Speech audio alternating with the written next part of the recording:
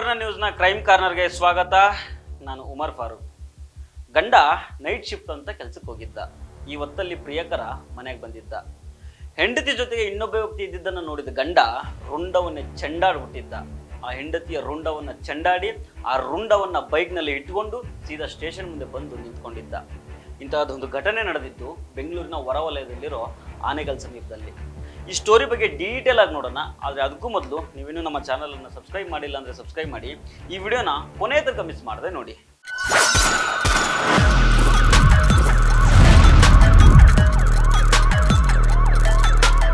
ಇಲ್ಲಿ ಫೋಟೋದಲ್ಲಿ ಕಾಣ್ತಾ ಇದ್ದಾರಲ್ಲ, ಇವರ ಹೆಸರು ಮಾನ್ಸ ಮತ್ತು ಶಂಕರ್. ಇಬ್ರು ಗಂಡ ಹೆಂಡತಿ ಪ್ರೀತಿಸಿ ಮದುವೆ ಆಗಿರ್ತಾರೆ. 1 ತಿಂಗಳಿಂದಷ್ಟೇ ಇಲಲ್ಗಿ ಅನ್ನೋ ಆನೆಗಲ್ ಸಮೀಪದ ಗ್ರಾಮದಲ್ಲಿ ಬಾಡಿಗೆ ಮನೆಗೆ ಶಿಫ್ಟ್ ಆಗಿರ್ತಾರೆ. ಏನಾಗುತ್ತಂದ್ರೆ ಈ ಶಂಕರ್ ಯಾವುದೋ ಒಂದು ಕಡೆ ನೈಟ್ ಶಿಫ್ಟ್ನಲ್ಲಿ ಕೆಲಸ ಮಾಡ್ತಾ ಇರ್ತಾನೆ. ಹಾಗೆ ಜೂನ್ 3ನೇ ತಾರೀಕಿಗೆ ಕೆಲಸದ ಸಲುವಾಗಿ ರಾತ್ರಿ ಹೊತ್ತು ಆಫೀಸಿಗೆ ಹೋಗಿರ್ತಾನೆ. ನಾಳೆ ಬೆಳಿಗ್ಗೆ ಬರೋದಾಗಿ ತನ್ನ ಹೆಂಡತಿ ಮಾನ್ಸಾಗೆ ಹೇಳೋಗಿರ್ತಾನೆ. ಆಗಿದ್ದೇನೆಂದ್ರೆ ನೈಟ್ ಶಿಫ್ಟ್ ಕೆಲಸಕ್ಕೆ ಅಂತ ಹೋಗಿದ್ದ ಶಂಕರ್ ರಾತ್ರಿ ಬೇಗ ಕೆಲಸ ಮುಗಿಸಿರ್ತಾನೆ. ಜೊತೆಗೆ ಮನೆಯಲ್ಲಿ ಹೆಂಡತಿ ಒಬ್ಳೇ ಇದ್ದಾಳಲ್ಲ ಅಂತ ತಡರಾತ್ರಿನೇ ಮನೆಗೆ ವಾಪಸ್ ಬಂದ್ಬಿಡ್ತಾನೆ. ಮನೆ ಡೋರ್ ಓಪನ್ ಮಾಡ್ತಿದ್ದಂಗೆನೆ ಇವನ ಕಣ್ಣುಗಳು ಸುಟ್ಟು ಹೋಗೋದೊಂದೇ ಬಾಕಿ. ಯಾಕಂದ್ರೆ ಇವನು ಪ್ರೀತಿಸಿ ಮದುವೆ ಆಗಿದ್ದ ಪ್ರೀತಿಯ ಹೆಂಡತಿ ಮಾನ್ಸ ಬೇರೊಬ್ಬ ಹುಡುಗನ ಜೊತೆ ಏಕಾಂತದಲ್ಲಿ ಮಲ್ಕೊಂಡಿರ್ತಾಳೆ. ಇದನ್ನ ನೋಡಿದ ಗಂಡನ ಪರಿಸ್ಥಿತಿ ಹೇಗಾಗಿರಬೇಡ, ರಕ್ತ ಕುದ್ದು ಬರುತ್ತೆ. ಇಬ್ಬರನ್ನ ಹಿಗ್ಗ ಮುಗ್ಗ ಹೊಡಿತಾನೆ. ಕಣ್ಣಾರೆ ಕಣ್ಣ ಮೇಲೆ ಇನ್ನೇನಿರುತ್ತೆ, ನೀನ್ ನಂಗೆ ಬೇಕಾಗಿಲ್ಲ, ನೀನು ನಿನ್ನ ಲವ್ವರ್ ಜೊತೆಗೇನೆ ಹೋಗು ಅಂತ ಮಾನ್ಸಳನ್ನ ಮನೆಯಿಂದ ಗಂಡ ಶಂಕರ್ ಹೊರಗಾಕ್ಬಿಡ್ತಾನೆ. ಆದ್ರೆ ಮಾನ್ಸ ಮಾತ್ರ ಪದೇ ಪದೇ ಮನೆಗೆ ಬಂದು ಗಂಡನಿಗೆ ಟಾರ್ಚರ್ ಕೊಡೋಕೆ ಶುರು ಮಾಡ್ತಾಳೆ. ಜೂನ್ 6ನೇ ತಾರೀಕು ಸಹ ಶಂಕರ್ ಇದ್ದ ಬಾಡಿಗೆ ಮನೆಗೆ ಬಂದು ಮಾನ್ಸ ಗಲಾಟೆಯನ್ನು ಶುರು ಮಾಡ್ತಾಳೆ. ಈ ಸಂದರ್ಭದಲ್ಲಿ ರೊಚ್ಚಿಗಿದ್ದ ಶಂಕರ್ ಹೆಂಡತಿಯ ರುಂಡವನ್ನ ಚೆಂಡಾಡಿ ಆ ರುಂಡದ ಸಮೇತ ಸೂರ್ಯನಗರ ಪೊಲೀಸ್ ಸ್ಟೇಷನ್ ಮುಂದೆ ಬಂದು ನಿಂತ್ಕೊಳ್ತಾನೆ. ಕೆಲವರು ಸ್ಕೂಟಿಯಲ್ಲಿ ನೀರಿನ ಕ್ಯಾನ್ ಇಟ್ಕೊಂಡು ಬರ್ತಾರಲ್ಲ, ಆ ರೀತಿ ಸ್ಕೂಟಿಯಲ್ಲಿ ಹೆಂಡತಿಯ ರುಂಡವನ್ನ ಕಡಿದು ಅದನ್ನ ಪೊಲೀಸ್ ಸ್ಟೇಷನ್ ಮುಂದೆ ತಂದಿಡ್ತಾನೆ. ಇನ್ನು ಈ ಮಾನ್ಸಳ ಪ್ರಿಯಕರ ಮುಗಿಲನ್ ಬಗ್ಗೆ ಇಲ್ಲಿ ನೋಡ್ಬೇಕಾಗುತ್ತೆ. ಈ ಮುಗಿಲನ್ ಮತ್ತು ಮಾನಸ ಇಬ್ರು ಒಂದು ಖಾಸಗಿ ಕಂಪನಿಯಲ್ಲಿ ಕೆಲಸ ಮಾಡ್ತಾ ಇರ್ತಾರೆ. ಅಲ್ಲಿ ಇವರಿಬ್ಬರ ನಡುವೆ ಸ್ನೇಹ ಬೆಳೆದು ಮುಂದೆ ಅದು ದೈಹಿಕ ಸಂಬಂಧದವರೆಗೂ ಹೋಗಿರುತ್ತೆ.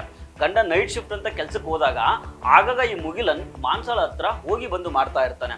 ಹಾಗೇನೆ ಜೂನ್ 3ನೇ ತಾರೀಕು ಸಹ ಈ ಮುಗಿಲನ್ ತನ್ನ ಪ್ರೇಯಸಿ ಮಾನ್ಸ ಮನೆಗೆ ಬಂದಿರ್ತಾನೆ. ಆಗ ಕೆಲಸ ಮುಗಿಸಿ ಬೇಗ ಮನೆಗೆ ಬಂದಿದ್ದ ಮಾನ್ಸಳ ಗಂಡ ಶಂಕರ್ ತನ್ನ ಹೆಂಡತಿ ಬೇರೊಬ್ಬ ಯುವಕನ ಜೊತೆ ಮಲ್ಕೊಂಡಿದ್ದನ್ನ ರೆಡ್ ಹ್ಯಾಂಡ್ ಆಗಿ ಹಿಡಿತಾನೆ. ಈ ವೇಳೆ ಮುಗಿಲನ್ ಪರಾರಿ ಆಗ್ತಾನೆ. ನೋಡಿ, ಜೂನ್ 3ನೇ ತಾರೀಕಿಗೆ ಗಲಾಟೆ ಆದ್ಮೇಲೆ ಶಂಕರ್ ಏನ್ ಮಾಡ್ತಾನಂದ್ರೆ ತನ್ನ ಹೆಂಡತಿ ಮಾನ್ಸಾಳನ್ನ ಮನೆಯಿಂದ ಹೊರಗಾಕಿರ್ತಾನೆ. ನಂತರ ಮಾನ್ಸ ತಾನೊಬ್ಳೆ ಸಪರೇಟ್ ಆಗಿ ಪಿಜಿಯಲ್ಲಿ ವಾಸ ಮಾಡ್ತಾ ಇರ್ತಾಳೆ. ಈ ನಡುವೆ ಜೂನ್ 6ನೇ ತಾರೀಕು ಗಂಡನ ಮನೆಗೆ ಬರ್ತಾಳೆ. ಗಂಡ ಶಂಕರ್ ಹತ್ರ ಮನೆಗೆ ನನ್ನನ್ನು ಸೇರಿಸ್ಕೋ ಪ್ಲೀಸ್ ಅಂತ ಬೇಡ್ಕೊಳ್ತಾಳೆ. ಆದ್ರೆ ಇದಕ್ಕೆ ಶಂಕರ್ ಒಪ್ಪೋದಿಲ್ಲ. ನೀನು ಇಷ್ಟು ದಿನ ಏನೇನೆಲ್ಲ ಮಾಡಿದ್ಯಾ ಹೇಳು ಅಂತ ಒತ್ತಾಯ ಮಾಡ್ತಾನೆ. ಆಗ ಬೇರೆ ಹುಡುಗನ ಜೊತೆ ಇದ್ದ ಸಂಬಂಧದ ಬಗ್ಗೆ ಈ ಮಾನಸ ತನ್ನ ಗಂಡನ ಮುಂದೆ ಡೀಟೇಲ್ ಆಗಿ ಹೇಳ್ತಾಳೆ. ಇಂದಿನ ಎಲ್ಲಾ ಕಥೆಗಳನ್ನ ಕೇಳಿ ರೊಚ್ಚಿಗೆಲ್ಲೋ ಶಂಕರ್ ತನ್ನ ಹೆಂಡತಿಯ ತಲೆ ಕಡ್ದು ಪೊಲೀಸ್ ಸ್ಟೇಷನ್ಗೆ ತಗೊಂಡು ಬಂದು ಸರೆಂಡರ್ ಆಗಿದ್ದಾನೆ. ಏನೇ ಇರಲಿ, ಈ ಮಾನಸ ಮತ್ತು ಶಂಕರ್ ಪ್ರೀತಿಸಿನೇ ಮದುವೆ ಆಗಿರ್ತಾರೆ. ಆದ್ರೂ ಇವರಿಬ್ಬರ ಮಧ್ಯೆ ತಾಳಮೇಳ ಯಾವುದೂ ಇರೋದಿಲ್ಲ. ಮುಖ್ಯವಾಗಿ ಹೆಂಡತಿ ಬೇರೊಬ್ಬ ಹುಡುಗನ ಜೊತೆ ಸರಸ ಸಲ್ಲಪ್ಪ ಆಡ್ತಾ ಇದ್ದಿದ್ದನ್ನ ಕಣ್ಣಾರ ನೋಡಿದ ಮೇಲಂತೂ ಶಂಕರ ಮನಸ್ಸು ಭಾರವಾಗಿರುತ್ತೆ.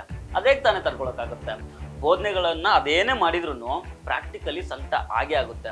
ಆದ್ರೆ ಈ ಪುಣ್ಯಾತ್ಮ ತಲೆ ಕಡಿಯುವಷ್ಟು ದಾಷ್ಟತನವನ್ನ ತೋರಿಸಬಾರ್ದಿತ್ತು.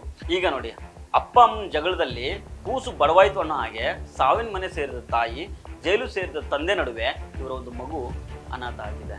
ಸೊ ಫ್ರೆಂಡ್ಸ್, ಇದು ಇವತ್ತಿನ ಕ್ರೈಮ್ ಕಾರ್ನರ್. ಮತ್ತೆ ಭೇಟಿ ಆಗ್ತಿರೋಣ. ನಮಸ್ಕಾರ.